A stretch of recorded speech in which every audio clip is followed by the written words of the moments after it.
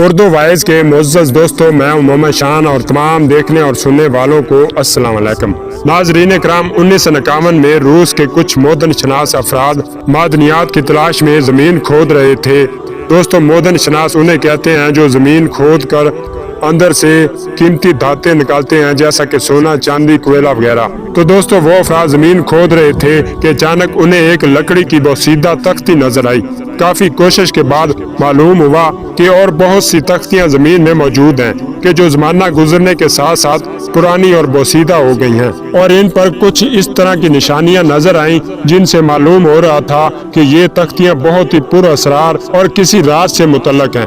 انہوں نے زمین کھودی اور کچھ بوسیدہ تختیاں، اس کے علاوہ کچھ اور چیزیں حاصل کی۔ ان میں ایک مستطیل تختی تھی جس نے ہر ایک کو حیرت زدہ کر دیا، کیونکہ زمانہ گزرنے کے ساتھ ساتھ ہر تختی پرانی اور بوسیدہ ہو چکی تھی، سوائے اس تختی کے جو 14 انچ لمبی اور 10 انچ چوڑی تھی، اور اس پر چند حروف نقش تھے۔ حکومت روس نے اس تختی کے بارے میں تحقیقی معلومات حاصل کرنے کے لیے 17 فروری 1953 کو عتیق زبان کے ماہروں کی ایک کمیٹی تشکیل دی، جو کہ 7 افراد پر مشتمل تھے۔ ان کے نام میں آپ کو ضرور بتاتا، لیکن وقت کی قلت کی وجہ سے نہیں بتا سکتا۔ تو دوستو، آخر کار اس علمی گروہ کی 8 ماہ کی کوشش اور تحقیق کے بعد معلوم ہوا کہ یہ تختی جناب نوح علیہ السلام کی کشتی کی ہے۔ مدد طلب کرنے کے لیے کچھ چیزیں اس پر تحریر کر کے اسے کشتی میں نصب کر دیا گیا تھا۔ اس تختی کے بیچ پنجے کی شکل میں ایک تصویر تھی جس میں ساسانی زبان میں چند عبارتیں تھیں۔ یہ زبان حضرت نوح علیہ السلام کے زمانہ میں رائج تھی، اور عبرانی، سریانی، کہانی، قبطی اور عربی وغیرہ یہ سب اس زبان کی شاخیں ہیں۔ دوستو، اس تختی میں جو کچھ لکھا ہوا تھا یا جو ان تحقیق کرنے والے ماہرینوں نے ترجمہ کیا، انہوں نے انگلش میں اس کا ترجمہ کیا، لیکن میں آپ کو آپ کی آسانی کے لیے اردو میں اس کا ترجمہ بتاتا ہوں۔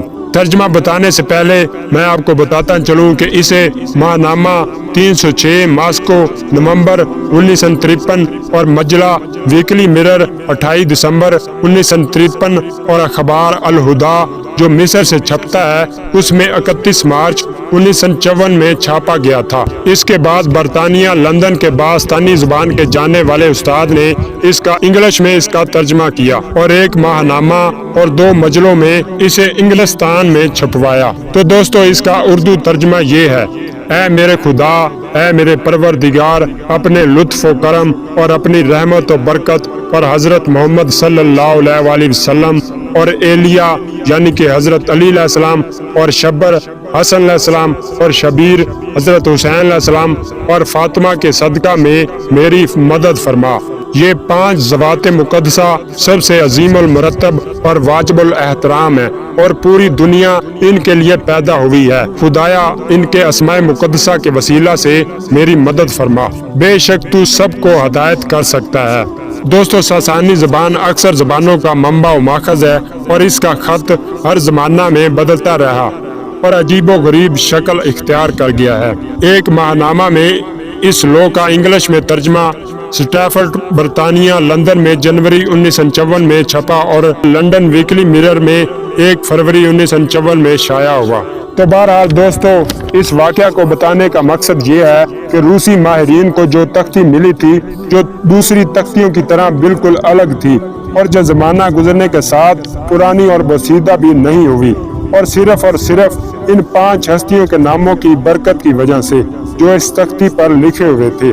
تو دوستو، اس واقعہ کو سننے کے بعد ہمیں یہ معلوم ہوتا ہے، یہ نتیجہ نکلتا ہے کہ اللہ تعالیٰ نے ان 5 ہستیوں کے نور کو حضرت آدم علیہ السلام کی خلقت سے کئی ہزار سال پہلے بنایا تھا، اور انہی ہستیوں کی وجہ سے اللہ تعالیٰ نے یہ ساری کائنات کو بنایا۔ تو دوستو، اگر واقعہ پسند آیا ہو تو کمنٹ میں سبحان اللہ لکھ دیں۔ اللہ آپ کو اس کا اجر دے گا۔ خدا حافظ۔